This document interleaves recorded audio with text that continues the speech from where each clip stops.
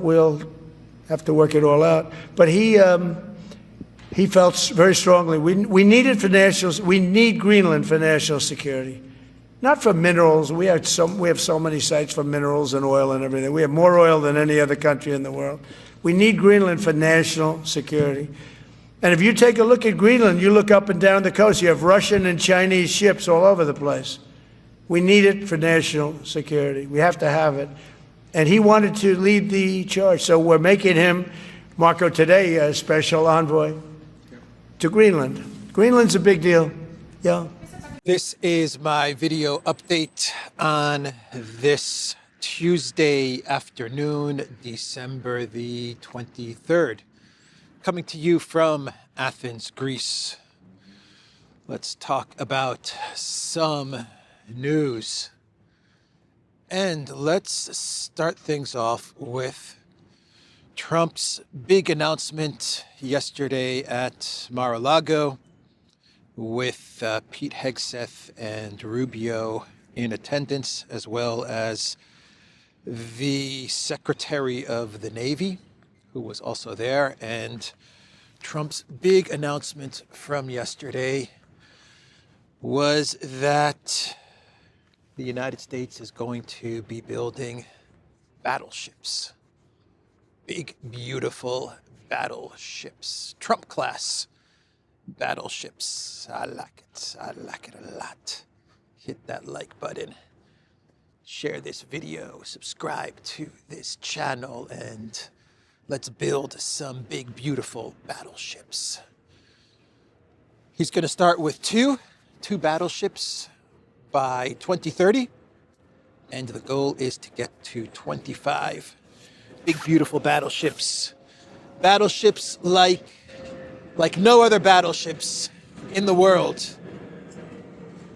They're going to have laser guns and ray guns and tomahawk missiles and hypersonic missiles and supersonic missiles and super hypersonic missiles. They're going to have everything, these battleships.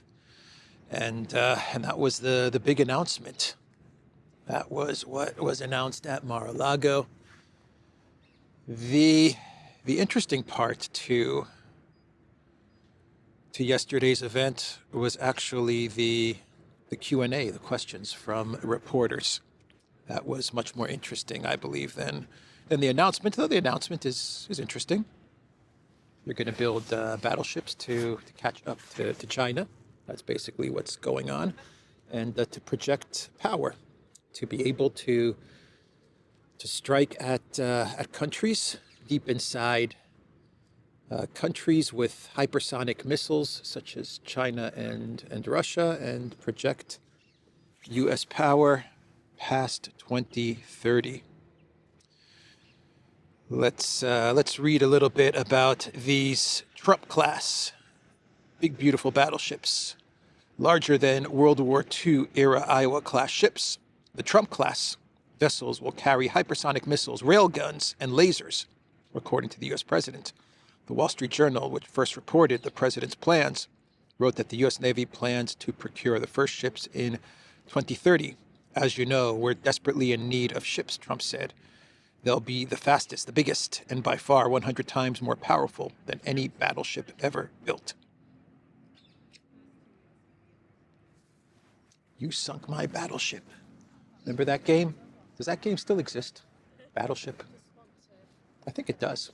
I think it's electronic now. But I remember when that game was with the pieces and then the pins, the pegs. I remember that game. That was a fun game. You sunk my battleship. So that's what we got going on. Now, this is an ambitious plan. And I've been reading some analysis on this plan to build battleships by 2030. Most analysts say that the 2030 timeline is very, very ambitious, considering that the Navy at this point in time is already behind schedule with a bunch of other projects, a bunch of other ships that they're currently trying to commission, and they're way, way behind schedule. And from what I've read, the Navy, the shipyards, they need a massive overhaul if they're going to build these very, very modern battleships by 2030. And then you have the issue of the weapons, the hypersonic missiles that these battleships will have are hypersonic missiles that the U.S. has still not been able to build, to produce. The U.S. still has not been able to produce hypersonic missiles. Russia has hypersonic missiles and much more. China has hypersonic. There are reports that Iran has hypersonic.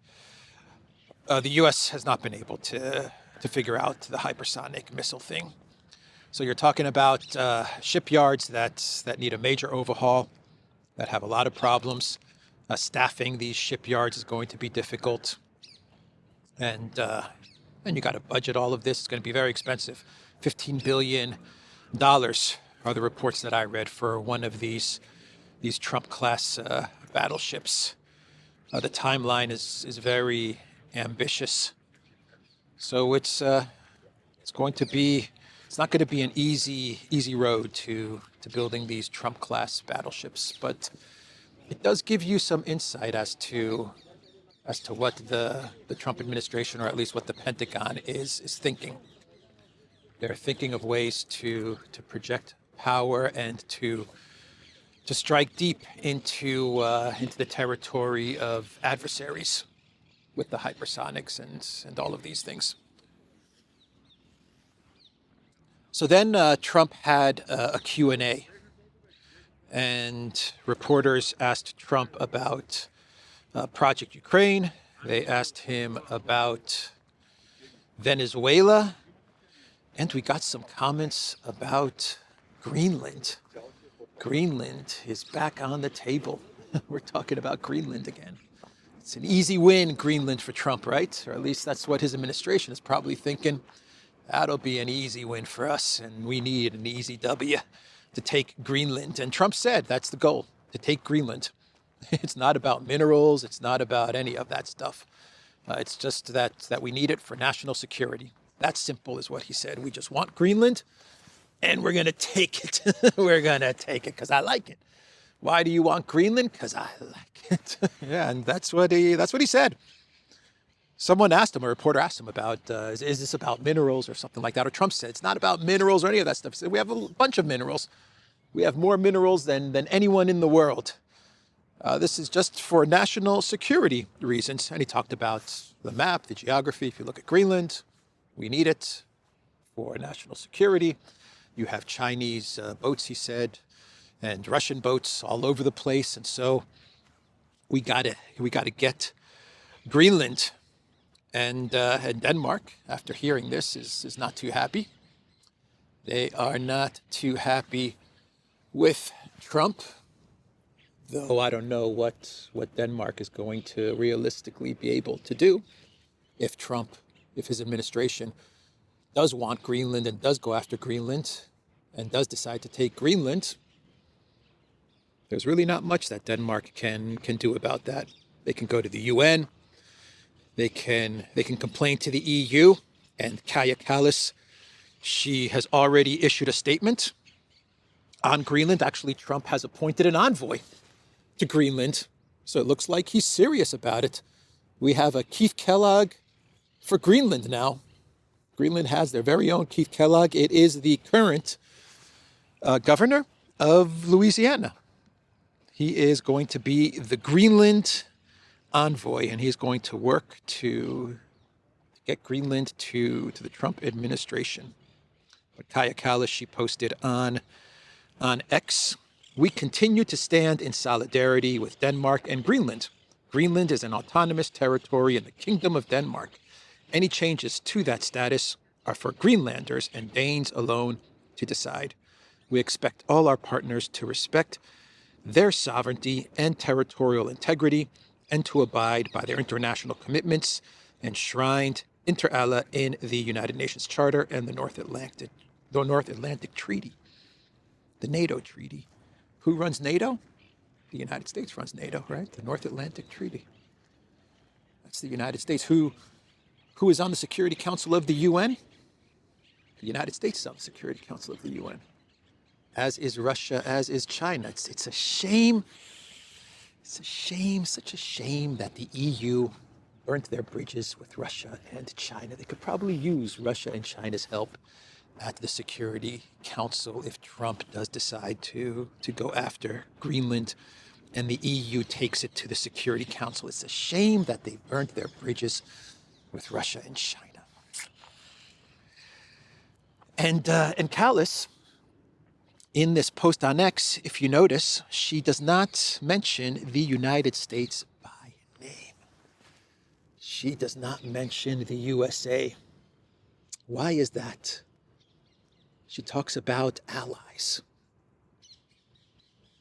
Is that really what an ally does? Does an ally of the EU say, you know what, I'm going to take a chunk of the EU? Is that what an ally does?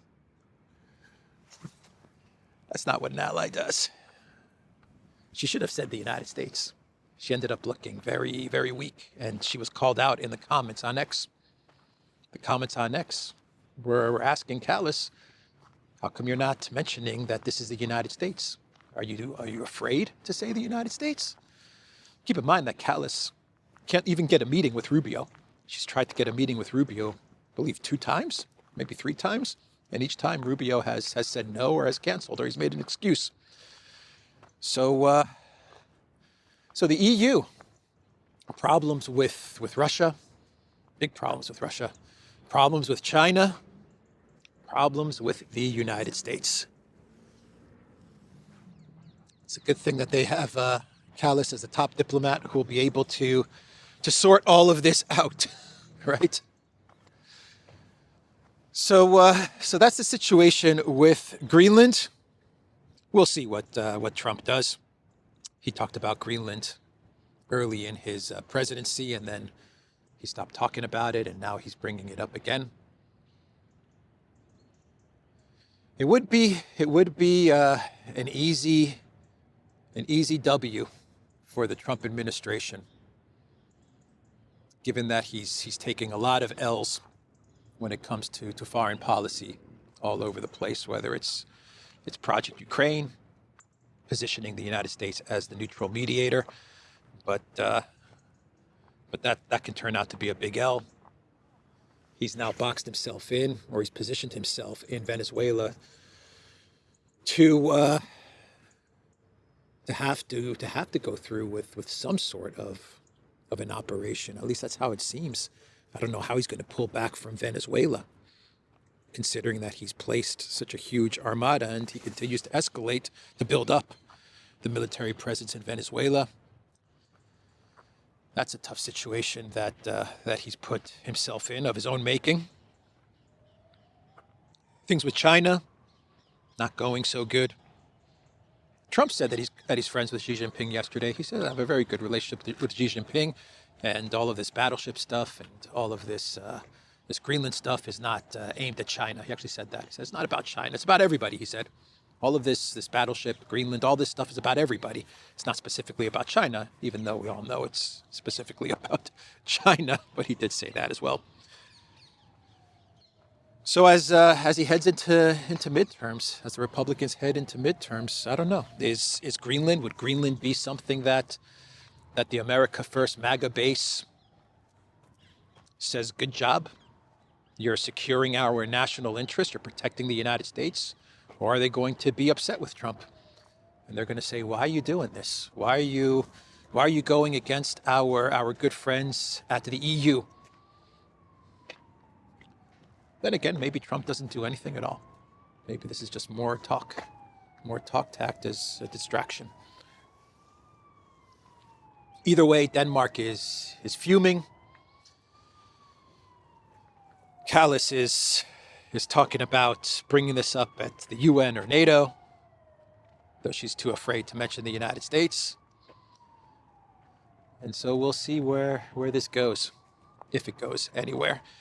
So he was asked about Project Ukraine. Trump was asked about Project Ukraine, how the negotiations are going. Trump said they're going well. He didn't sound very confident, to be honest. He put a confident spin but he did not sound very confident. But he did say the negotiations are going, they're moving along, and they're moving along well. He said that he solved 8 wars, and he thought that Ukraine was going to be somewhere in the middle of all the wars he was solving, or it was going to be a much easier war to solve. But it hasn't turned out like that. Both presidents hate each other, the usual stuff that he says about Project Ukraine. He mentioned that that Biden gave away $350 billion. I believe that's the amount that he put it at. And he said that the money is gone. It's disappeared. Perhaps hinting at some sort of corruption. Perhaps that's what he was hinting at. Biden donated $350 billion, and who knows what happened to it. So he is hinting at some sort of a corruption. That would be my guess from that statement that he made about the money donated to Ukraine.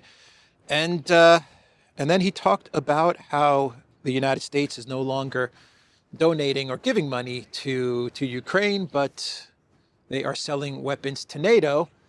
And then he decided to mention the javelins that he gave to Ukraine during his first term.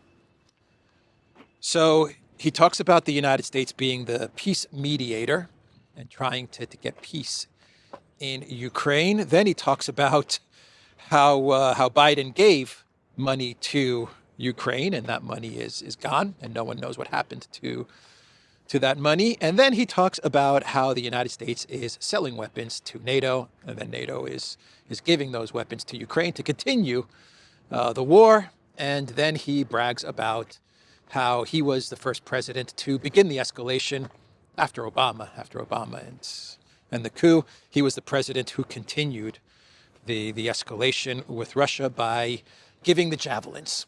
So that was his statement, and there was no reporter to call him out on what he said. You can't have it both ways. You can't be the neutral mediator, and you can't also be selling weapons to NATO, of which you pretty much control NATO, and then give those weapons to Ukraine and also brag about being the president that gave the javelins. So anyway, that's what he said about Project Ukraine. He talked about Maduro as well and Venezuela, and he said that there's going to be land strikes, land operations. He said that a bunch in his answers to questions. The statements that he made were that the strikes on the boats were successful,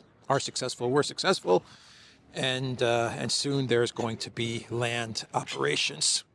And he said that if Maduro was smart, he would get out. But he also said, I don't care what Maduro does. Someone asked him about Maduro, should he leave? Are you talking to him? Is he going to go into exile, whatever? And Trump said if he was smart, he would get out, but I really don't care what Maduro does. So that's what he said about Venezuela. So J.D. Vance gave a pretty in-depth interview to Unheard, the Vice President of the United States. Full transcript, J.D. Vance on American identity. Plus, he speaks on Ukraine, Israel, the Pope, and more. And his comments about Project Ukraine were 50-50. He's 50-50 as far as any kind of a negotiated deal. That was his comment with Project Ukraine. Not very confident that something's going to come out of the talks between Witkoff and Dmitriev, the United States, and Russia. And Vance identified the two problems, the two problematic parts of the negotiation, trying to get a settlement as being the Donbass, the territory, and the Ukraine military exiting Donbass. The Russians want Ukraine to exit Donbass, and Ukraine refuses to pull their military out of the 20% of Donbass. And then he talked about Zaporozhye, the nuclear power plant. They're not quite sure what to do with Zaporozhye. He said that's another sticking point. But Vance, in his statement, You got the sense that he is not so sure that the Trump administration is going to be able to get a deal on Ukraine. We're going to keep trying to negotiate. And I think that we've made progress. But sitting here today, I wouldn't say with confidence that we're going to get a peaceful resolution, the vice president said in an unheard interview published Monday. I think there's a good chance we will. I think there's a good chance we won't. I think there's a good chance we will. I think there's a good chance we won't. He's 50-50 on it. And then he talked about, Donbass as being a major security problem for Ukrainians, and Russia wants the Donbass. But he also mentioned, talking about the Donbass, that if Russia were to take the Donbass, the Ukrainians see it as a security issue. But he also said that he admitted that Russia is going to take all of Donbass sooner or later. He did say that as well. And he actually, I believe in the interview, he mentioned that the United States has actually told the Zelensky regime, look, you may not want to pull out of Donbass, but you're going to lose Donbass one way or another. I think he actually did say that in the interview. That's what they told the Zelensky regime.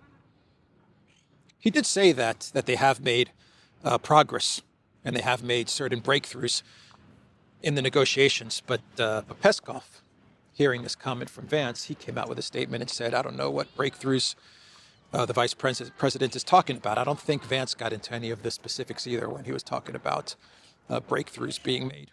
You could argue that just the fact that the United States is talking to Russia, something that Biden refused to do, just that fact alone is a breakthrough. At least the United States is having some sort of a dialogue with Russia. What should be taking place are bilateral negotiations between the two countries that are in a conflict. That's what should really be taking place, instead of the United States constantly bringing in Europe and Ukraine. But anyway, we've talked about this a bunch on this channel and on the Duran. So the Russian military sent about 600, according to Ukrainian officials, drones into Ukraine yesterday. Get on drones. And according to the Prime Minister, Prime Minister Sviridenko, she said 600 drones and dozens of missiles were launched across Ukraine tonight. And we have blackouts in the western regions of Ukraine. There are blackouts in Odessa, because Odessa is getting hammered pretty much every day. The port of Odessa and the bridges around Odessa. We have the drones hitting the west of Ukraine. Now you have blackouts in that area as well. And you have a new front which has opened up in the Sumy direction. And you actually have Ukraine military evacuating from certain villages and regions in the Sumy direction. So another front has opened up, apparently has opened up. Alexander has talked about this on his channel. And there is a highway. Sumy's close to Kiev. And there is a highway that if Russia does take Sumy, then they're on that highway. And that highway is a straight shot to the capital. So here's an interesting article that I saw on Politico. And it talks about how France is enlisting a Russian state-owned company to help make nuclear fuel in Germany. It comes as the EU attempts to ban Russian energy imports, raising espionage and security concerns. How about hypocrisy concerns? Right. This is from Politico, and they're talking about how France is working with the Russian state-owned company, or they're trying to get Germany to agree to work with this Russian state-owned company so that they can make nuclear fuel, because the nuclear fuel is going to be produced in Germany, and that's going to be this cooperation: France, Russia, and Germany working to make nuclear fuel inside of Germany. Is anyone gonna talk about the double standards, the hypocrisy of it all? Is Orban going to come out with a statement, or Siarto, and talk about this? This is coming from Politico. The plant would be operated by Framatome, a subsidiary of French state energy company EDF, using Russian components supplied by TVEL, part of the Kremlin-controlled nuclear giant Rosatom. TVEL would not be directly involved in operating the plant, but would supply the Russian-made components that are essential to making the nuclear fuel. The French-Russian joint venture would manufacture nuclear fuel rods and assemblies in Ligen in northwest Germany. Is being pitched as key to the EU's energy security at a time when nuclear power is seen as essential to getting off fossil fuels. I thought it was an interesting article that I stumbled on in Politico. I'm surprised that they're reporting on this. I imagine that the EU approached Politico and said, "Look, someone's going to have to report on this. So just put this up on your site, and let's hope that this doesn't get too much attention." I don't know, but anyway, I thought it was interesting. So in Syria, we have clashes in Aleppo. Is Syria one of the conflicts that Trump solved? Is it one of the 8 conflicts? I'm not sure. I'm not sure if it's one of the 8 conflicts that Trump helped bring peace to. But you do have conflict breaking out in Aleppo, and this is between the Kurds, the SDF, I believe the SDF is the Kurds, and al-Jilani, right? You would say the Syrian government, right? The unelected al-Jilani forces. And now Turkey is getting involved because, well, Turkey wants to get rid of the Kurds. The Kurds are an existential threat to Turkey. Turkey backs al-Jilani, and things are escalating. The SDF, if I'm not mistaken, the SDF is backed by the United States, also by Israel, if I'm not mistaken, about the Kurds in Syria. And al-Jilani is backed by Turkey, the United States, and Israel. So now you have these forces fighting in Aleppo.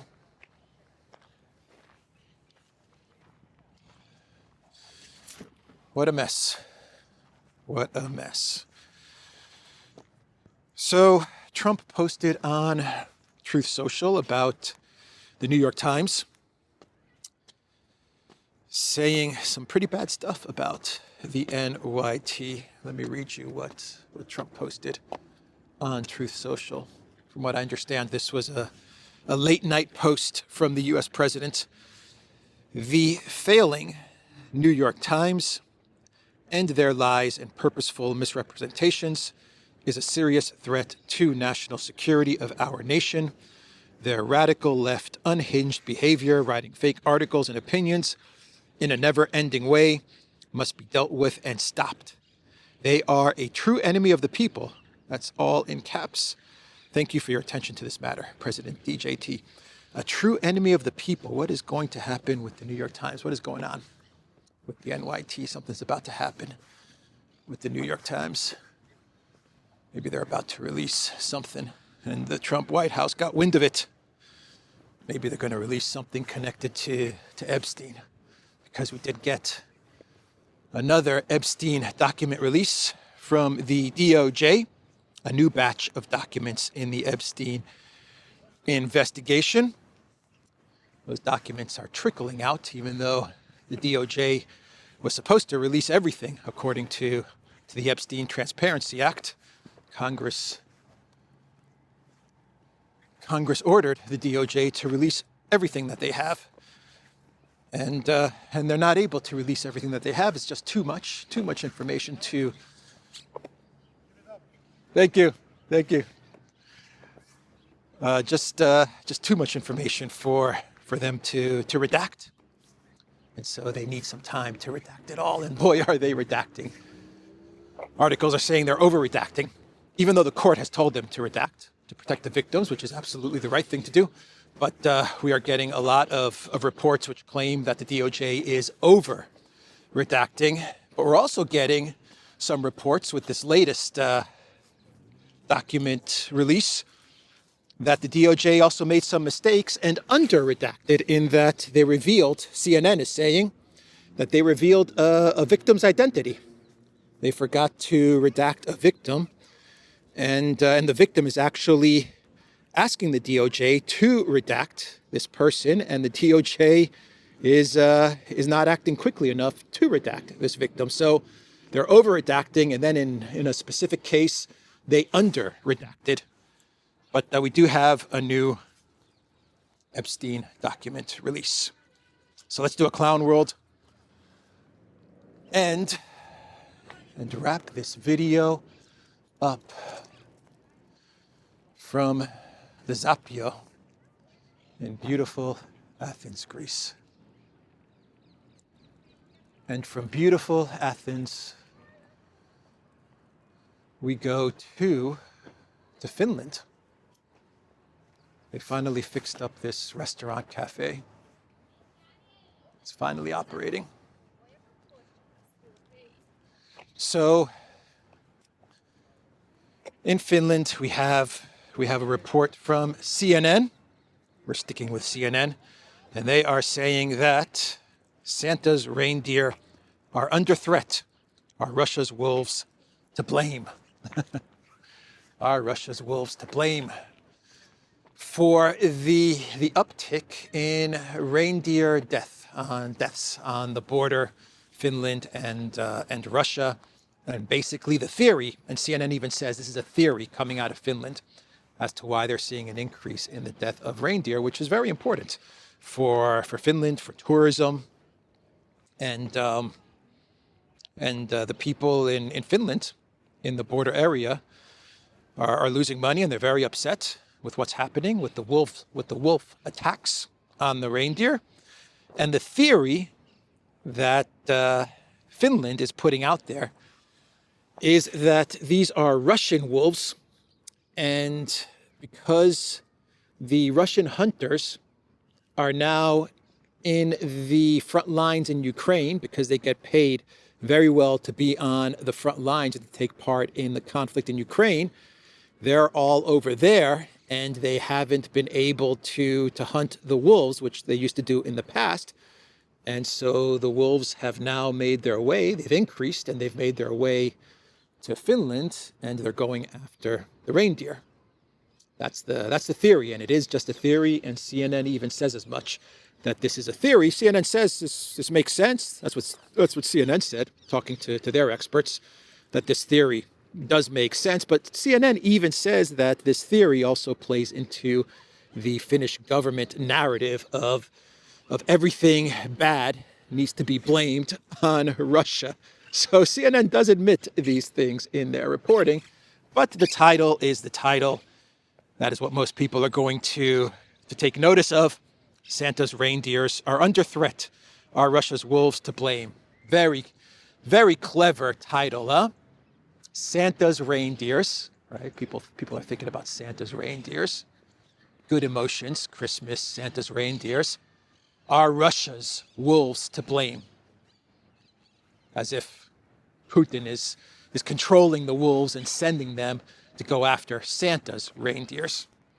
When you read the article, it puts some interesting stuff out there, right? It talks about the industry in Finland with the reindeers. It talks about the theories as to why the reindeers are being killed. It says maybe this is because of the Ukraine conflict. Maybe it's because of the lack of Russian hunters. Could be other things. But the title is very manipulative from CNN. My question is, and I don't know anything about wolves and reindeer or the region in Finland where this is happening, but my question is, why doesn't Finland go after the wolves?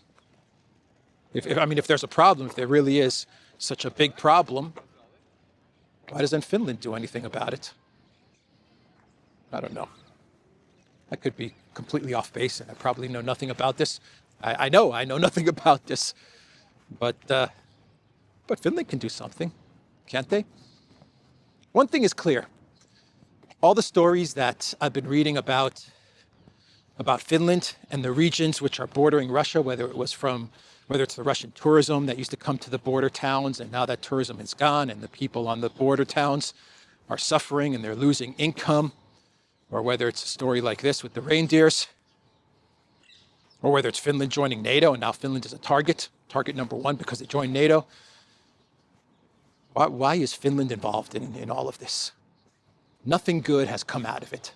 Nothing has come out of it. By the way, nothing good has come out of it supporting the Green Goblin. By the way, Alexander Stubb, he said in an interview yesterday that he agrees with Tulsi Gabbard. The leader of Finland said he agrees with Tulsi and that Russia does not pose any threat to NATO. How about that? And Pistorius said the same thing. Pistorius in an interview also said that he doesn't believe there's going to be a conflict between NATO and Russia. So what did I say a couple of days ago? The war prophecy, the self-fulfilling prophecy, and everyone talking about war with Russia, NATO war with Russia, which would definitely turn into something nuclear. I don't see how you can avoid it. But it looks like there are some leaders who have gotten the message from high above telling them, cool it down. Cool it down because this is going to lead to a very bad place. And so now you have Stubb saying there's going to be no war between Russia and NATO. And you also have Pistorius, the defense minister of Germany, saying there's going to be no conflict between Russia and NATO. That's a good thing that you actually have a couple of leaders. Not that I like those guys, but at least they are saying that it's time to pull back a bit on the World War III Russia-NATO rhetoric. Anyway, that is the video, theduran.locals.com. We're on X, we're on Rumble, we're on Telegram. We are also on Substack. Go to the Duran shop, pick up some merch. I will see everybody tomorrow.